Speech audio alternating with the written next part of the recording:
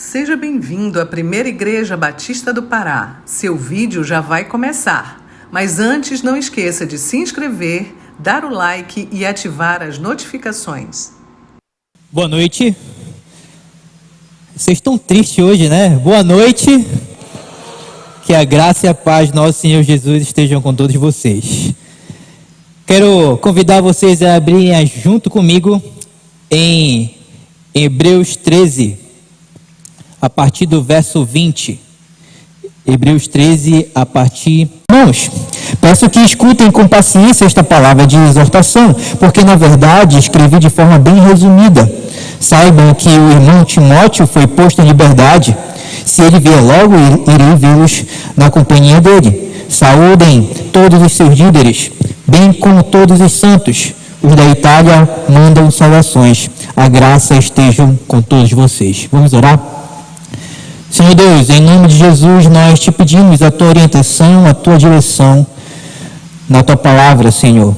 Que eu diminua e que o Senhor cresça e que da minha boca saia apenas aquilo que o Senhor quer falar à tua igreja. Em nome de Jesus. Amém.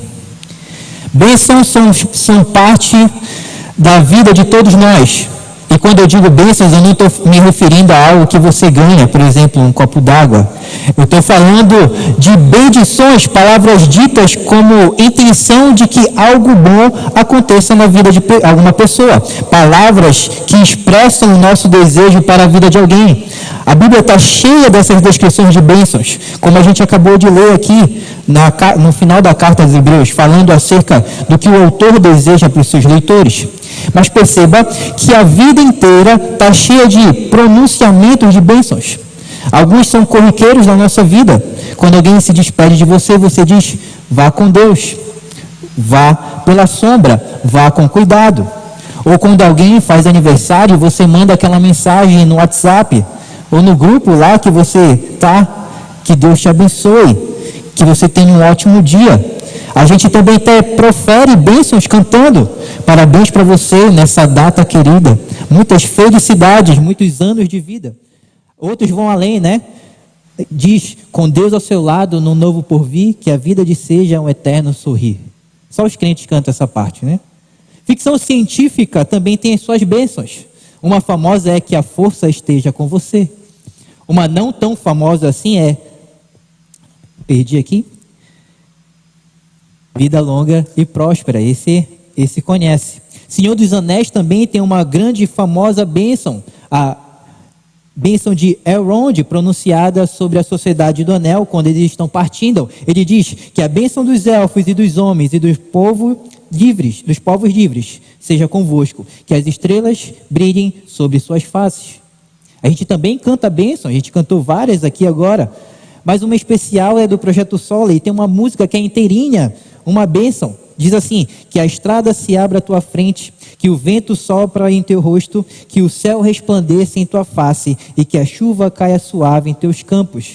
E mesmo ao se levantar sozinho, que Deus lhe envolva em seu amor e a paz encharque o coração. E até nos vermos outra vez, que Deus lhe guarde em sua mão. Até no mundo secular, por exemplo, a gente está falando de música aqui, existe uma música famosa do Bob Dylan, que diz, que é a música Forever Young, né? Para sempre jovem. Ela diz o seguinte: que Deus te abençoe e te guarde sempre, que teus desejos se realizem, que faças para os outros o que deixe os outros fazerem para ti, que cresças e se torne justo, que cresças e seja verdadeiro, que sempre conheças a verdade e as luzes de ser quem você é, que as suas mãos sejam sempre ocupadas e seus pés sejam sempre velozes, que tenhas uma base sólida quando os ventos mudam a direção, que seu coração seja sempre alegre e sua canção seja sempre cantada. Dylan é bonito, mas não se comparam com a bênção de Deus. A bênção invocada pelo autor de Hebreus é a coisa mais linda que você vai ver na sua vida. Nós somos, às vezes, confusos enquanto o que é bênção. Às vezes a gente acha que bênção é achar vaga no estacionamento lotado, e a gente chega e fala: é a vaga do dizimista. Que bênção é passar no vestibular ou no concurso. Isso é bom, mas isso é fichinha em comparação com a bênção de Hebreus. E quer saber qual bênção é essa? Então segura, Ora, o Deus da paz, pelo sangue da eterna aliança, trouxe de volta dentre os mortos o nosso Senhor Jesus, o grande pastor das ovelhas, que ele aperfeiçoe vocês em todo bem para fazerem a vontade dele e opere em nós o que lhe é agradável por meio de Jesus Cristo, a quem seja a glória pelos séculos dos séculos. Amém. Hoje a gente vai examinar a grande bênção de Hebreus e aprender com ela que o Deus que ressuscitou Jesus irá nos santificar nele e por isso glórias a ele eternamente. De novo, o Deus que ressuscitou Jesus dos mortos irá nos santificar nele e por isso glórias a ele eternamente. A gente vai ver isso em duas partes e a primeira parte a gente vai investigar que o Deus da paz ressuscitou Jesus Cristo para o nosso benefício.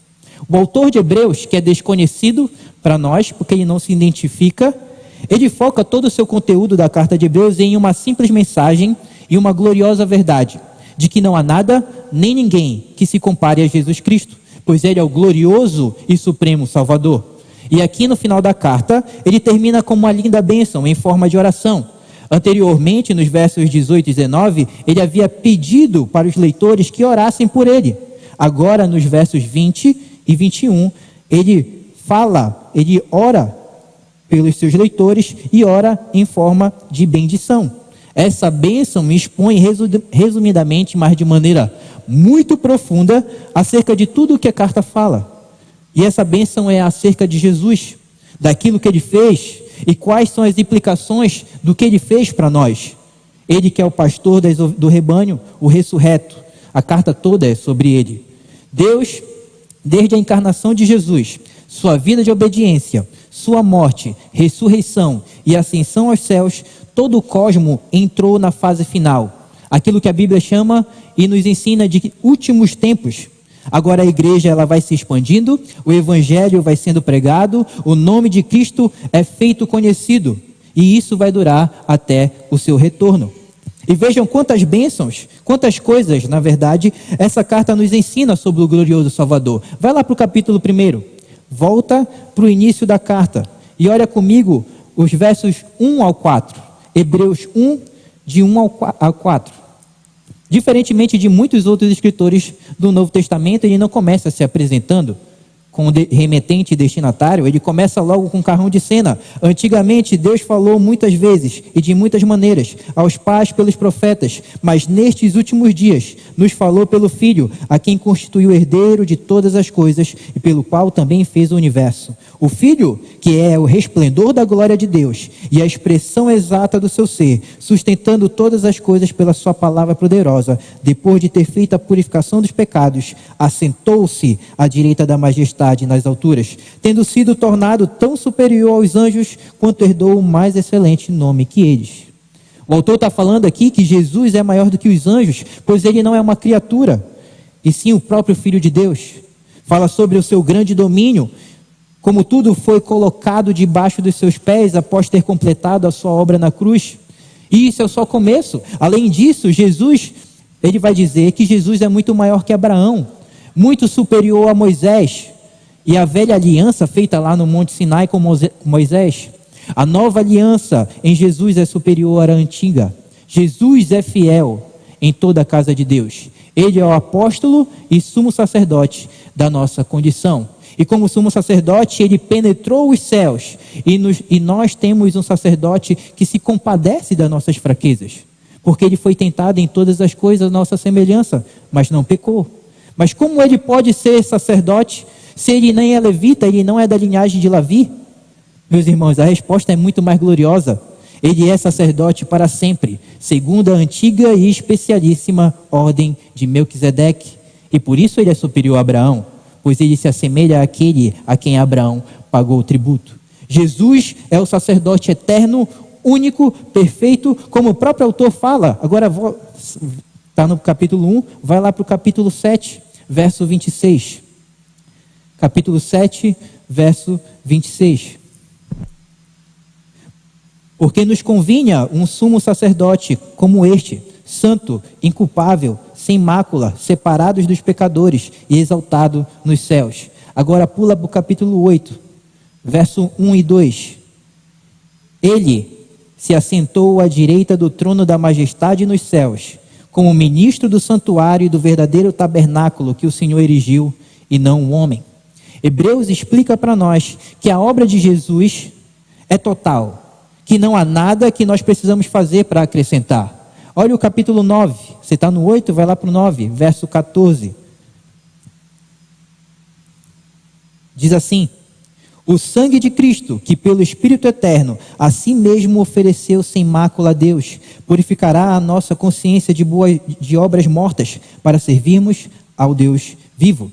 Vejam, Jesus já fez tudo, a obra já está completa e não é preciso que você fique acrescentando algo, seja a sua oração, seja a sua obediência, seja o seu serviço na igreja, seja o seu jejum. Ainda que essas coisas sejam boas e que vocês devem fazer, nada disso pode acrescentar algo ao que Jesus fez. E é à luz da obra completa de Jesus que temos essa bênção, de que o Deus da paz, que tornou a trazer dentre os mortos o nosso Senhor Jesus, o grande pastor das ovelhas, pelo sangue da eterna aliança, aperfeiçoe vocês. Nós só podemos receber essa bênção maravilhosa porque Jesus já fez tudo, porque está consumado, porque a morte já foi tragada pela vitória. E essa bênção que nos é dada envolve a paz, o pastor e o pacto. A paz, o pastor e o pacto. Olha o que ele fala sobre o Deus da paz, o Deus do Shalom. Essa paz aqui é mais do que ausência de conflito, é mais do que tranquilidade. Envolve completude e integridade. A paz de Deus diz respeito a um estado pleno de tranquilidade no Senhor, onde a justiça prevalece, onde há bem-estar, onde somos aquilo que deveríamos fazer. Os hebreus, os leitores dessa carta, os destinatários, que receberam essa carta originalmente, não estavam em um período de tranquilidade. A vida deles estava pegando fogo ao redor deles. A sombra da perseguição pairava sobre o povo de Deus. Eram tempos complicados. Assim como a gente vive tempos complicados hoje, a gente não vive tempos nada tranquilos. Complicados e turbulentos na nossa cidade, no país, no mundo. E é só acompanhar as notícias. E nós vamos ver guerras entre Rússia, Ucrânia, Hamas, Israel, guerras civis no Iêmen, Mianmar, Síria, República Centro-Africana, crise na Líbia, terrorismo rompante na Ásia, na África e na Europa, genocídio de cristãos em várias partes do mundo, o dólar a R$6. A gente vive tempos turbulentos. Mas entenda que nisso tudo Deus está em paz. Deus não está preocupado com a situação política do Brasil. Deus não está preocupado, agitado, sem dormir por causa do terrorismo islâmico.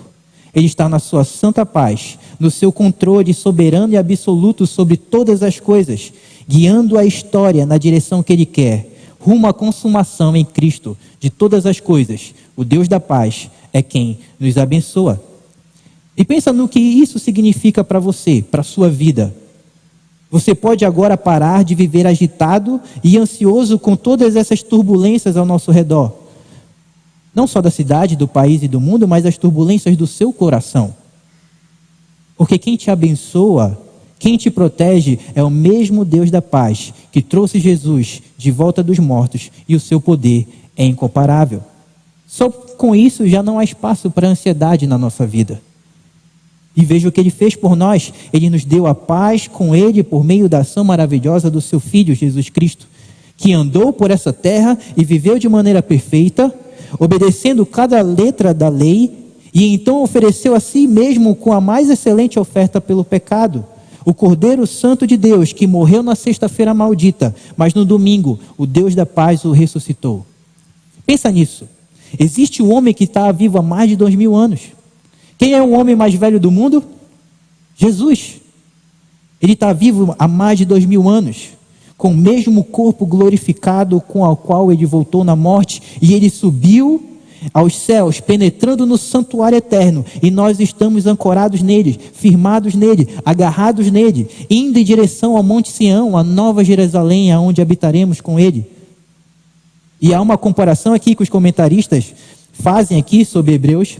Eles fazem uma comparação entre dois movimentos redentivos de Deus. O primeiro é o êxodo no Egito, no Antigo Testamento, e o segundo é a ressurreição de Cristo no Novo Testamento.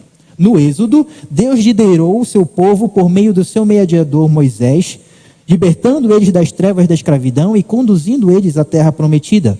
E agora em Jesus, a bênção de Hebreus nos lembra que algo similar acontece aqui. Deus pega o seu mediador, Jesus Cristo, e retira ele do vale da sombra da morte, das trevas da perdição, e o leva em ressurreição e em glória em direção à nossa terra prometida, ao Monte Sião, à Nova Jerusalém. E a gente vai com ele, a gente vai junto com ele, o nosso novo Moisés, nos liderando para os céus. Queridos, se você é de Cristo, se você é um discípulo de Jesus, você também ressuscitará no último dia. O teu túmulo ficará vazio. Se alguém te procurar lá, irão dizer para a pessoa: ele não está aqui, ele ressuscitou. Porque buscais entre os mortos aquele que vive. Jesus está vivo e o nosso Senhor, o grande pastor das ovelhas, está vivo. E esse é um título muito bonito para o nosso Salvador. O grande bom pastor. Nas ocasiões que os nossos pastores terrenos cuidam de nós, temos apenas um vislumbre, um pequeno gostinho do que é o cuidado do bom pastor das ovelhas. Ele nos leva pelo vale da sombra da morte, nos guia para pastos verdejantes, prepara a nossa mesa e a sua bondade e misericórdia nos seguem para todo sempre, nos conduzindo à casa do Senhor. O grande pastor das ovelhas está vivo, meu irmão. Você não precisa ter medo de ficar esquecido, disperso no meio da multidão, desprovido de provisão, sem comida, sem bebida, sem cuidado. O bom pastor está vivo. Então você pode sorrir. Você pode sorrir, ovelhada. O rebanho não está sozinho. Às vezes parece, que a gente está sozinho. Parece que ninguém está cuidando da gente, que ninguém está percebendo, que ninguém está vendo a tua dor. Mas o bom pastor está contigo. Veja o que o texto fala no verso 20. O grande pastor das ovelhas, pelo sangue da eterna aliança. Ao longo da carta de Hebreus, o autor explica no capítulo 7, no capítulo 8, no 9 e no 12, ele explica como o novo pacto, a nova aliança, feito em Jesus, é superior ao pacto que havia sido feito com Moisés, lá no Sinai. E a gente pode ver isso por todo o Pentateuco, que envolvia todas aquelas cerimônias, sacrifícios, toda aquela ordenação da lei. Tudo isso ficou para trás por causa do sangue do pacto eterno, o sangue derramado no tempo e no espaço na cruz do Calvário. Por meio dos profetas, Deus prenunciou essa nova aliança. Olha comigo lá em Jeremias 31. Jeremias 31, a partir do versículo 31. Jeremias 31, 31.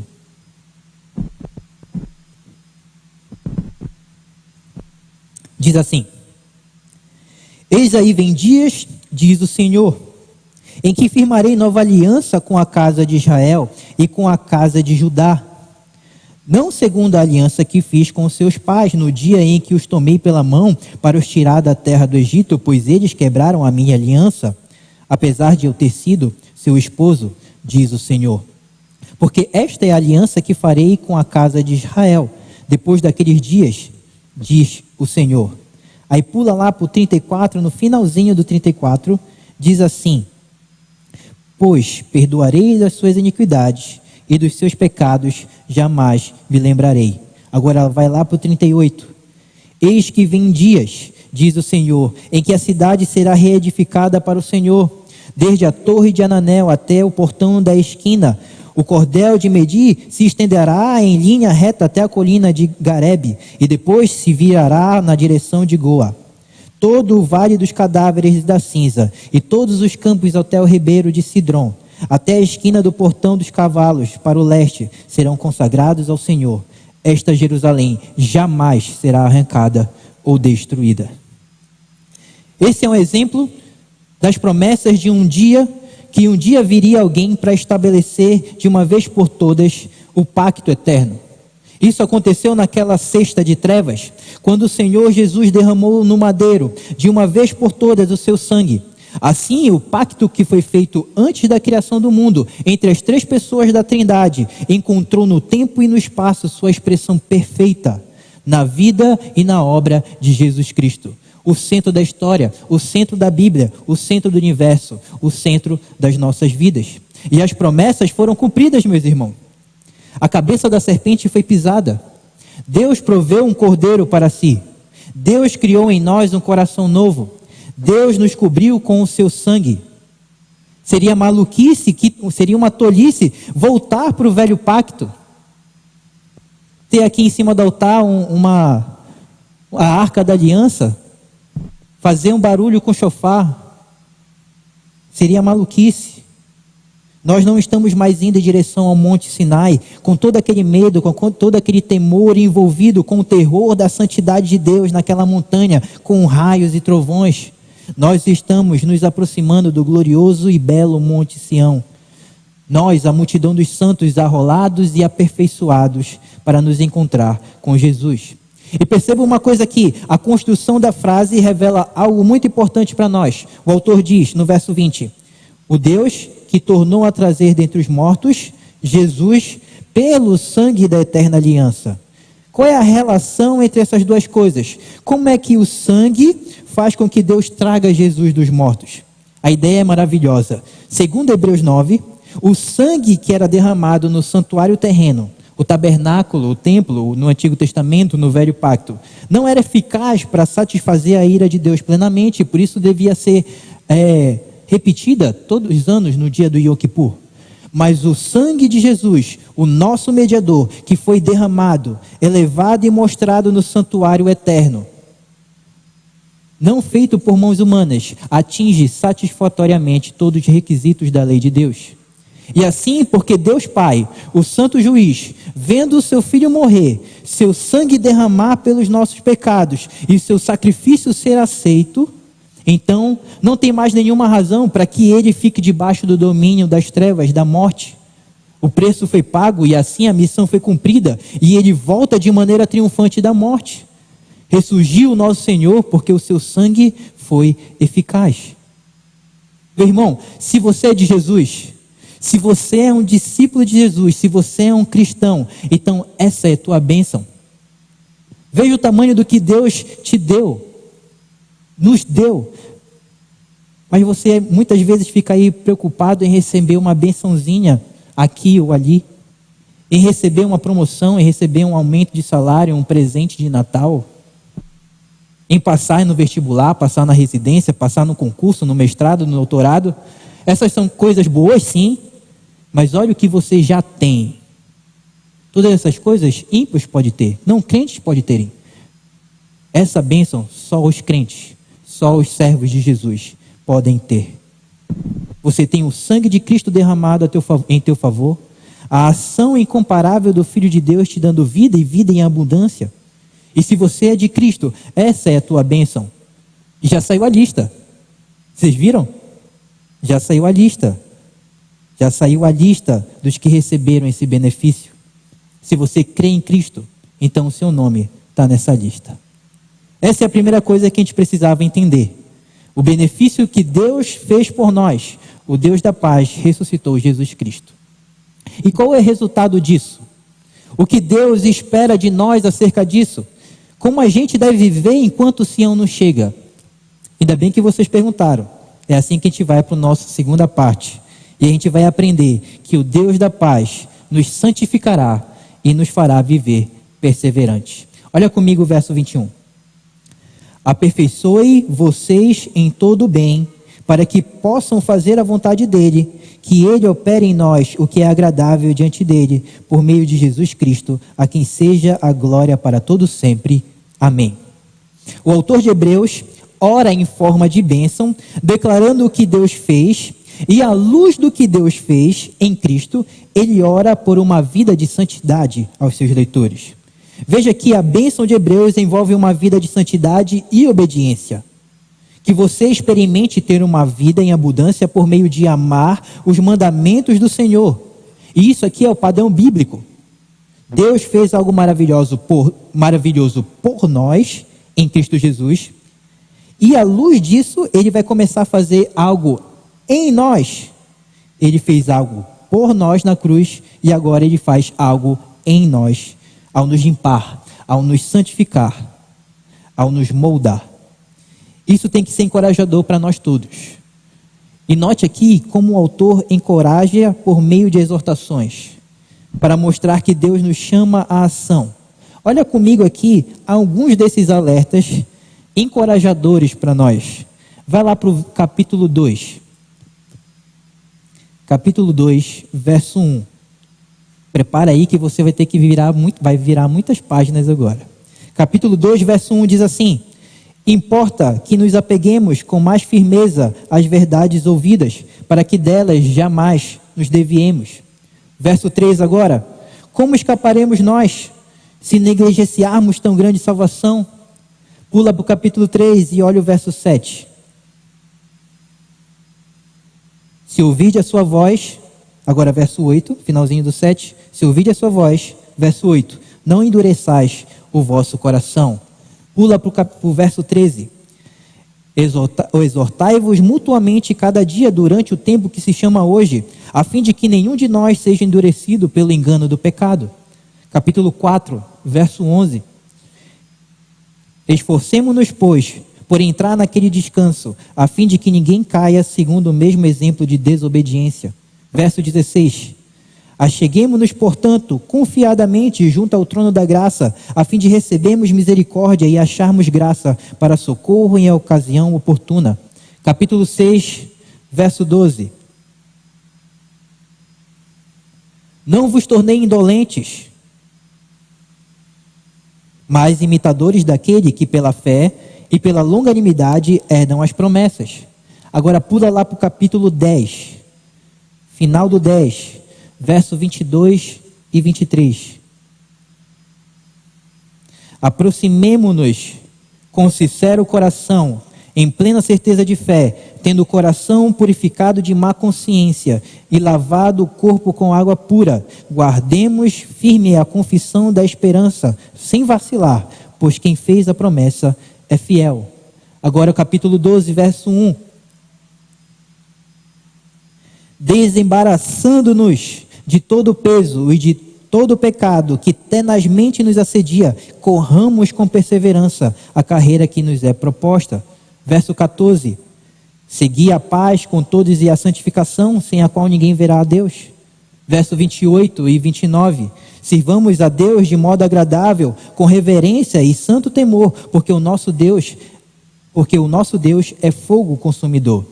Capítulo 13, verso 1 e verso 2. Seja constante o amor fraternal, não negligencieis a hospitalidade. Verso 5. Seja a vossa vida sem avareza, contentai-vos com as coisas que tendes. Verso 7. Lembrai-vos dos vossos guias. Verso 9. Não vos deixeis envolver por doutrinas várias e estranhas. Esses aqui são alguns exemplos. Uma lista rápida de seleção de exortações que Hebreus nos dá. E note aqui como Deus espera muito de nós. Muita gente tem a impressão errada, e talvez você pense assim, ou já pensou assim, de que a salvação não resulta em nada nessa vida, só na próxima. De que Jesus já me libertou, pagou o preço dos meus pecados, e no dia que eu morrer eu vou para o céu e beleza. É muito mais que isso, meu irmão. A redenção em Jesus Cristo resulta em nossa vida, resulta em nova vida para nós. E nós temos tudo o que é necessário para viver essa nova vida. Pela fé temos tudo o que é necessário para a nossa santificação. Nós temos o próprio Jesus, a quem nós somos unidos pela fé. Temos o Espírito Santo que habita em nós, a quem temos a sua palavra que é lâmpada para os nossos pés. E por isso o autor de Hebreus diz na sua bênção que o Deus da paz vos aperfeiçoe em todo bem. Esse é o desejo do autor aqui no seu pedido de oração em forma de bênção. O aperfeiçoamento dos santos. Mas para quê? Ele continua: para cumprirdes a sua vontade, operando em vós o que é agradável diante dele por Jesus. Lembre-se disso aqui, isso é importante. Santificação não acontecerá pelas suas próprias forças, mas sim por você estar em Cristo, unido a Ele, sendo parte dele. A sexta da paixão e o domingo da Páscoa apontam para o fato de que você não anda mais como um perdido, alguém sem caminho. Se você é de Cristo, então você está unido a Ele, o seu bom pastor, para fazer a vontade dele. E aí então, à luz da obra de Cristo, o autor nos abençoa, abençoa os leitores com esse pedido, que o Deus da paz nos aperfeiçoe em todo bem, para cumprirmos a vontade dele em Cristo. E a palavra aperfeiçoar aqui foi escolhida cuidadosamente pelo autor. É a mesma palavra que ele usa lá no capítulo 10, no verso 5, para falar de Deus moldando o corpo para Jesus. Olha lá, capítulo 10, verso 5. Por isso, ao entrar no mundo, Cristo disse: sacrifício e oferta não quiseste, mas preparaste, é a mesma palavra lá para aperfeiçoar, um corpo para mim. Ele usa a mesma palavra no capítulo 11, verso 3. Capítulo 11, verso 3, a mesma palavra para falar de Deus cuidadosamente formando, moldando o universo pela sua palavra. Pela fé entendemos que o universo foi formado ou moldado pela palavra de Deus. Então perceba aqui a beleza disso, a beleza da escolha da palavra. Deus está pegando cada discípulo, cada homem, cada mulher deste mundo que foi convertido e que segue Jesus, e sabe o que ele está fazendo? Ele está te moldando, ele está trabalhando em você, esculpindo Jesus em você. Cada martelada, cada aperto, cada provação, cada tribulação estão sendo usados para retirar aquilo que você gosta muito, mas que desagrada a Deus. E tudo isso para te fazer mais parecido com Cristo. Calvino já disse: ó Senhor, sinto suas mãos me esmagando, mas que bom que são as suas mãos. Mas como nós faremos a vontade de Deus então? Como é que nós crescemos e agradamos a Deus? A única maneira, meu irmão, é nessa nova identidade em Cristo Jesus. Porque sem Ele é impossível agradar a Deus. Tem gente que acha que pelos seus esforços, pelo seu serviço, pela sua vida moral bonitinha, pode se agarrar a Cristo. E se essa for a tua esperança, você está perdido. Porque é Cristo que estende sua mão e nos agarra e nos faz perseverar na fé nele. E Hebreus 11 é um grande exemplo disso, a galeria da fé, dos heróis da fé. O grande exemplo disso, pessoas completamente ordinárias, com uma história terrível de pecado. Gente como Raabe, Sansão, Abraão, gente que nem eu e você, gente que se deixasse a própria sorte, só faria bobagem, mas que pelo fato de estarem unidas a Jesus, começam a se tornar parte de um novo mundo. Homens e mulheres dos quais esse mundo não é digno. Gente que pela fé enfrenta leões, perseguições e dificuldades. Gente que pela fé é santificada, mesmo com o mundo, a carne e o diabo, tentando destruí-los. Porque nós somos de Cristo, estamos em Cristo. Gente de um novo mundo, que aos poucos está invadindo esse velho mundo com a sua glória. E isso aqui é bênção, tá, meus irmãos? A maravilhosa verdade de que Deus, em Cristo, fez tudo por nós, se juntando, se complementando com outra maravilhosa verdade, de que Ele vai continuar operando em nós e nos fazendo parecidos com Cristo, aperfeiçoados por Ele. Gente de um mundo futuro, habitando no mundo presente. E enquanto não chega o dia, Ele vai nos moldando. Não tem bênção maior que essa. Aquilo que Deus fez por nós em Jesus Cristo. E agora, unidos a Ele, aquilo que Deus está fazendo em nós, em Jesus Cristo. E à luz de tudo isso, a carta termina de maneira bem pessoal. Olha comigo os versos 22 e 25.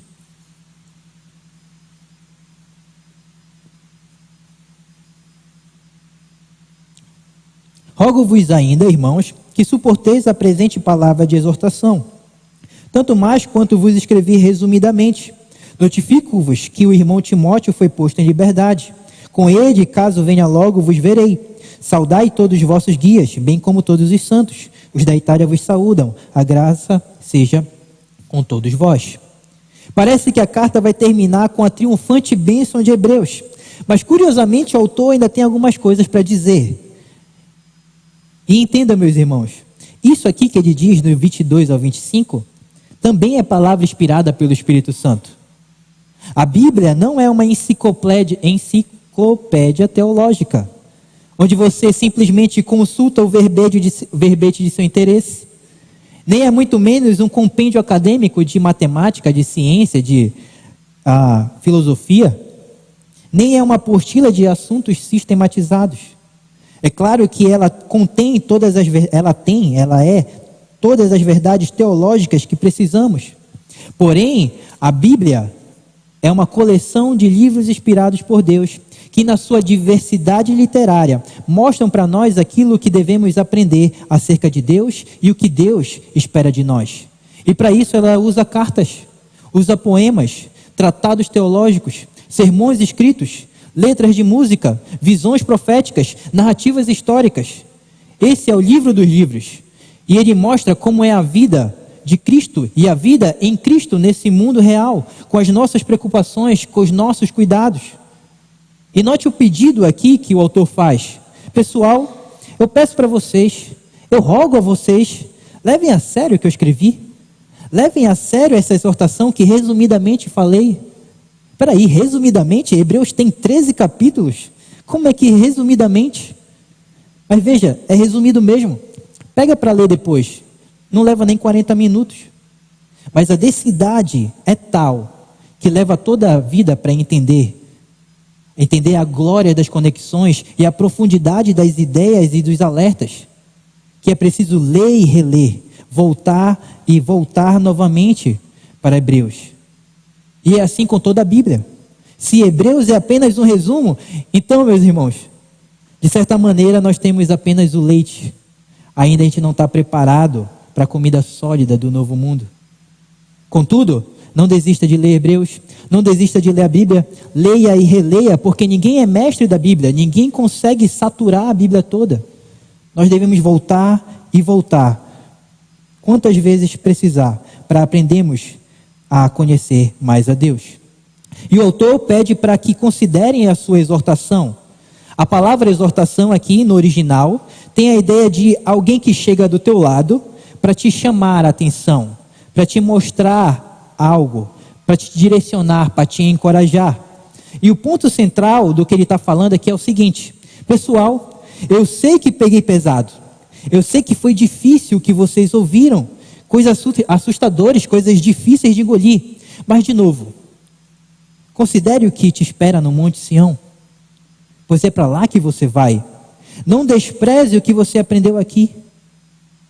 E se você está aqui hoje à noite, se você já leu Hebreus, ou se você não leu Hebreus, ou se você está boiando no que eu estou falando, o meu chamado para você hoje é o mesmo chamado do autor. Não despreze essa mensagem. Não vá embora daqui como se isso fosse um mero conto da carochinha, uma mera muleta espiritual. Esta é a palavra de Deus, que nos conta que todo aquele que crê em Jesus Cristo, aquele que morreu numa sexta-feira e ressurgiu dos mortos no domingo, que todo aquele que crê será unido a Ele pela fé e vai chegar no Monte Sião. E veja a coisa mais linda que acontece nessa carta aqui. Tudo isso não se trata de um pronunciamento impessoal, de um líder que não conhece a vida real e as necessidades dos seus, mas é alguém que os ama, que os conhece, que tem amigos em comum. É fato que exortações, quando feitas num contexto de relacionamento, que já se provaram amorosos, fica mais fácil de receber, não é mesmo? É difícil receber a exortação daquela pessoa que você não conhece. Ouvir uma correção de alguém que parece que não se importa contigo é duro. Mas ouvir de alguém que você sabe nos ossos, sabe no coração, que é uma pessoa que te ama, é mais tranquilo de receber. Dói por causa do orgulho, nós somos orgulhosos. Mas o objetivo da exortação é sempre ótimo. Cada lapada que você toma da palavra, por meio da palavra, é com o objetivo de que você nunca abandone o maior tesouro que existe nesse mundo, por causa das suas dificuldades, por causa dos prazeres, por causa das circunstâncias, ou de qualquer outra coisa que apareça na sua vida. E o autor termina aqui dando boas notícias sobre Timóteo. A gente não sabe muita coisa acerca da prisão dele, mas a gente sabe que ele foi solto. O autor diz aqui que Timóteo foi solto e que ele quer ir visitar os seus irmãos junto com Timóteo. E então ele manda abraço. O povo da Itália manda abraço. Ele manda abraço para os pastores, manda abraço para todos os santos naquela igreja.